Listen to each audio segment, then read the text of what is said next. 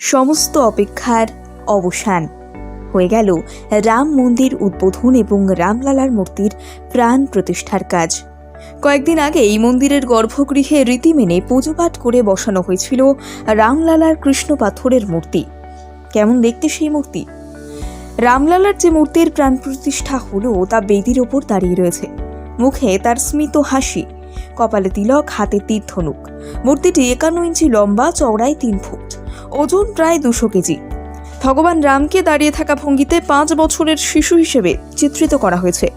কালো পাথরের তৈরি এই মূর্তিটি তৈরি করেছেন মহীশূরের শিল্পী অরুণ যোগীরাজ।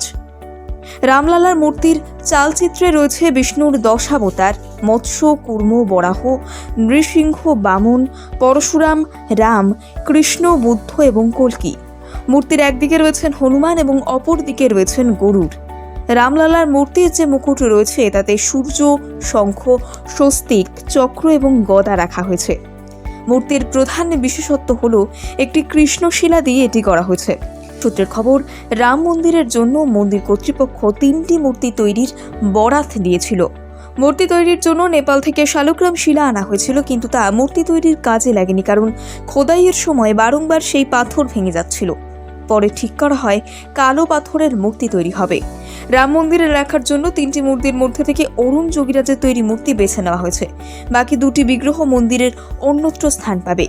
যে বেদিতে রামলালা থাকবেন সেটি 3.4 ফুট উঁচু, তৈরি মাকড়ানা পাথর দিয়ে। অযোধ্যায় নির্মিত রাম মন্দিরের আয়ু 1000 বছরেরও বেশি। ভূমিকম্পেও নড়বে না রাম মন্দিরের ভিত, দাবি নির্মাণের সঙ্গে যুক্ত বেসরকারি সংস্থার প্রকল্প আধিকারিকের। মূল মন্দিরটি নির্মিত হয়েছে প্রায় 2.7 একর জমির ওপর। মোট বিল্ট আপ এরিয়া 57,400 বর্গ ফুট। মন্দিরের মোট দৈর্ঘ্য 360 ফুট, প্রস্থ 235 ফুট। ভূপৃষ্ঠ থেকে মন্দিরের চূড়া পর্যন্ত উচ্চতা 161 ফুট। রাম মন্দিরের 3টি তলের প্রতিটির উচ্চতা 20 ফুট করে। মন্দিরের প্রথম তলে মোট স্তম্ভ রয়েছে 160, দ্বিতীয় তলে 132 আর তৃতীয় তলে 74টি স্তম্ভ রয়েছে। রাম মন্দিরের মোট ফটকের সংখ্যা 12। একেবারে ধ্বজার নিচে থাকবে গর্ভগৃহ, সেখানেই অধিষ্ঠিত রামলালা। মন্দিরের প্রবেশের পথ বা সিঁড়ির নাম দেওয়া হয়েছে সিংহদ্বার। সিঁড়ি দিয়ে ওপরে উঠলেই সোজা দেখা যাবে গর্ভগৃহ, মিলবে দেখা রামলালার। সমস্ত অপেক্ষার অবসান হয়ে গেল রাম মন্দির উদ্বোধন এবং রামলালার মূর্তির প্রাণ প্রতিষ্ঠার কাজ। কয়েকদিন আগে এই মন্দিরের গর্ভগৃহে রীতি মেনে পুজোপাঠ করে বসানো হয়েছিল রামলালার কৃষ্ণ পাথরের মূর্তি।